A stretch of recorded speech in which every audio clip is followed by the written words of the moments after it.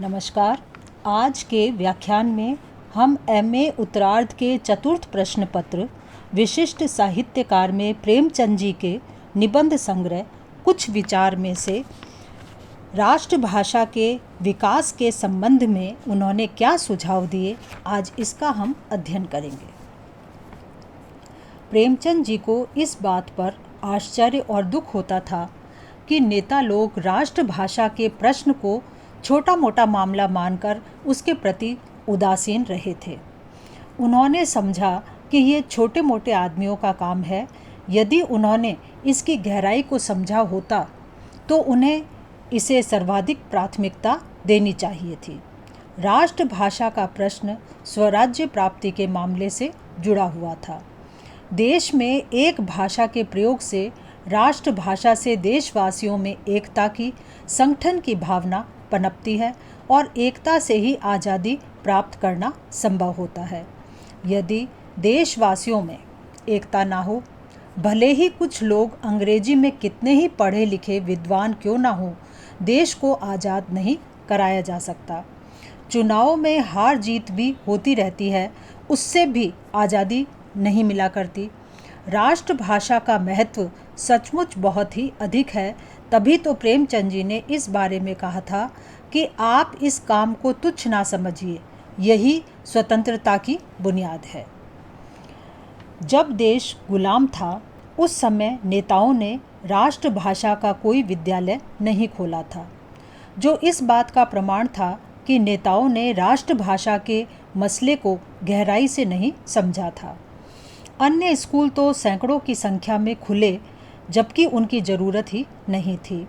उस्मानिया विश्वविद्यालय खुला था, जिसमें अंग्रेजी भाषा शिक्षा का माध्यम नहीं थी।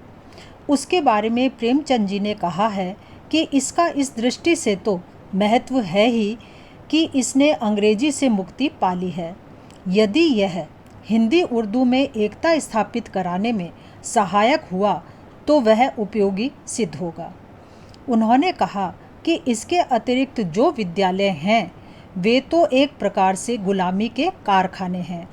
कारण यह कि वे छात्रों में गुलामी से मुक्त होने की चेतना जगाने में थोड़े भी सहायक नहीं हो रहे थे। इनमें पढ़ने वाले छात्र आगे चलकर अकर्मण्य, स्वार्थी ही सिद्ध होते रहे। उन्हें नौकरी आदि की आवश्यकता होती रही। वे स्वयं दूसरों पर निर्भर रहने वाले थे। इस पर भी उन विद्यालयों में पढ़ाई बहुत महंगी पड़ती थी। उनमें पढ़े लिखे छात्र नुमाइश की चीज़ बन जाते थे। उनकी वेशभूषा चमक दमक युक्त थी। वे शिक्षा प्राप्त करके बेकार रहते थे। उन्हें ना नौकरी मिली ना कोई लाभ। फिर भी लोग अपने बच्चों को इन स्कूलों में शिक्षा दिलाने का क्रम जारी रखते रहे। उनमें शिक्षा दिलाना गौरव की चीज़ मानी जाती थी। अंग्रेजी को शिष्टता सिखाने वाली ना माने, इस संबंध में प्रेमचंद जी ने उन लोगों की गलतफहमी दूर करनी चाहिए जो यह मानते थे कि अंग्रेजी स्कूलों में पढ़ने से छात्रों में तहजीब आती है, शिष्टता आती है। प्रेमचंद जी ने कहा कि ऐसा मानना निराधार है। भारत में शिष्टता की पहले से ही कमी नहीं है। यहाँ के लोगों में शिष्टता इतनी अधिक है कि उससे युक्त व्यक्ति दुर्बल, कमज़ोर जान पड़ते हैं। यहाँ तो युवकों को बुजुर्गों से शिष्टता परंपरागत रूप में प्राप्त होती रहती है। उन्हें अलग से कहीं से, खास तौर से अंग्रेजी स्कूलों से सीखने की आवश्यकता नहीं है। फिर अंग्रेजी शिक्षा में जिसे हम शिष्टता मानते हैं, वह शिष्टता नहीं, पुरुषार्थ और उद्योग है।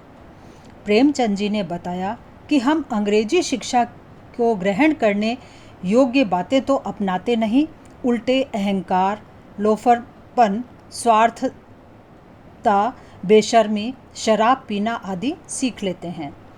एक भारतीय किसान अंग्रेजी पढ़े युवक से कहीं अधिक शिष्ट दिखाई देता है।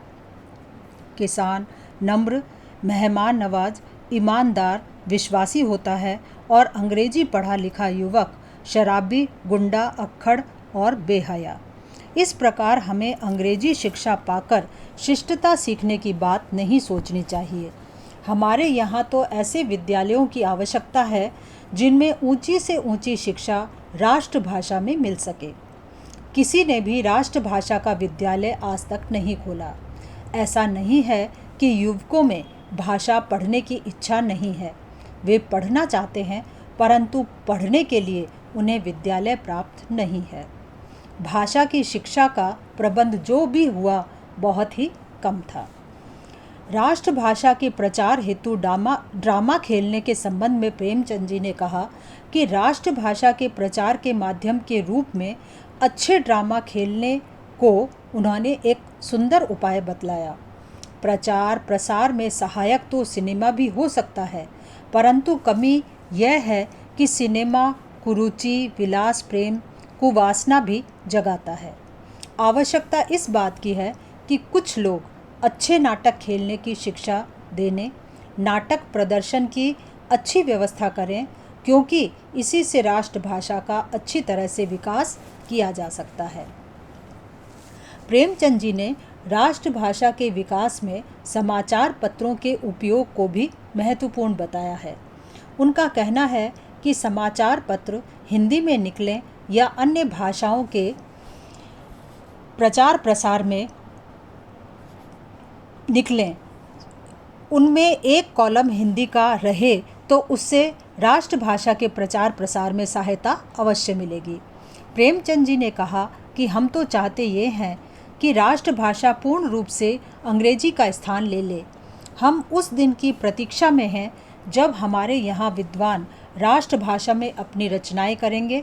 मद्रास, मैसूर, ढाका, पूना सभी स्थानों से राष्ट्रभाषा के उत्तम ग्रंथ निकलेंगे, उत्तम पत्र प्रकाशित होंगे और संसार की भाषाओं साहित्यों में हिंदुस्तानी साहित्य और भाषा को गौरव का स्थान मिलेगा।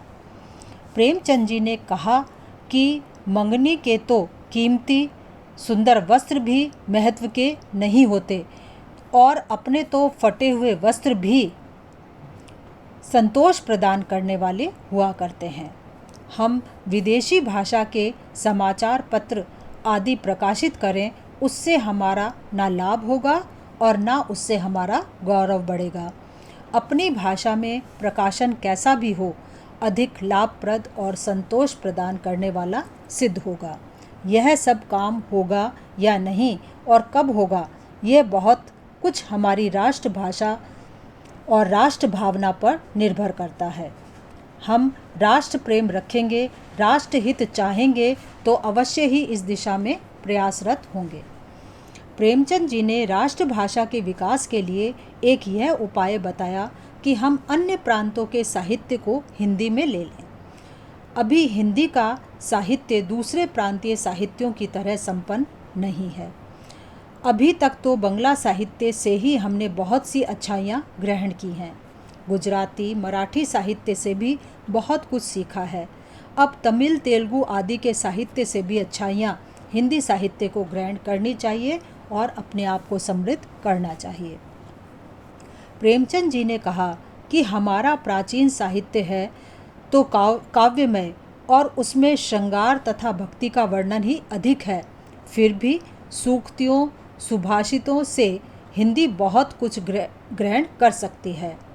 यह सही है कि प्राचीन साहित्य में भक्त कवियों ने वैराग्य एवं भक्ति की ही अधिक चर्चा की है। श्रृंगार परक साहित्य रचने वालों ने इसी रस का विस्तार से वर्णन किया है। उस समय कवि दरबारों में आश्रय प्राप्त किए हुए थे और उन्हें अपने स्वामियों की रुचि के अनुसार ही साहित्य रचना पड़ता था। फिर जैसा भी है उसमें से कुछ अच्छाई राष्ट्रभाषा ग्रहण कर ही सकती है। प्रेमचंद जी ने राष्ट्रभाषा के विकास के लिए एक यह सुझाव भी दिया कि राष्ट्रभाषा और राष्ट्रलिपि परस्पर मैत्री भाव बनाए रखें। पहले से हम नागरी लिपि का संगठन करें, इससे राष्ट्रीय लिपि का प्रश्न बहुत कुछ हल हो जाएगा। बंगला, गुजराती, तमिल आदि भाषाएं यदि नागरी लिपि स्वीकार कर लें तो राष्ट्रलिपि का प्रश्न बहुत कुछ हल हो जाएगा। हिंदी लिपि सीखने में आसान है, पुस्तकों और पत्रों द्वारा उसका प्रचार किया जाए। मुसलमानों को फारसी लिपि प्यारी है और हिंदुओं को नागरी लिपि। प्रेमचंद जी ने बताया कि बोलने की भाषा तो किसी प्रकार एक हो भी सकती है, परंतु लिपि का एक होना बड़ा कठिन है। इसके लिए तो यही ठीक है कि कुछ प्रांतीय भाषाएं भी नागरी लिपि अपना लें, तो इससे नागरी लिपि प्रमुख हो जाएगी। अच्छा रहे कि ज़्यादा से ज़्यादा लोगों की लिपि एक ही हो। अगर सारा देश नागरी लिपि अपना ले तो संभव है कि मुसलमान भी इसे अपना लें, क्योंकि तब राष्ट्रीय चेतना उन्हें स्वतः ही नागरी लिपि की ओर आकृष्ट कर लेगी। प्रेमचंद जी एक लिपि का प्रचार इसलिए चाहते थे ताकि वह अंतर प्रांतीय व्यवहार का माध्यम बन जाए। इस प्रकार प्रेमचंद जी ने राष्ट्रभाषा के विकास की बाधाओं का तथा राष्ट्रभाषा के विकास के उपायों पर बहुत खुलकर प्रकाश डाला। यह सारा वर्णन उस समय का है जब देश गुलाम था। अब परिस्थितियां भिन्न हैं, स्थिति भिन्न है। प्रेमचंद जी का दृष्टिकोण व्यवहारिक है। प्रेमचंद जी ने ये विचार 1934 में एक भाषण के रूप में प्रस्तुत किए थे। धन्यवाद।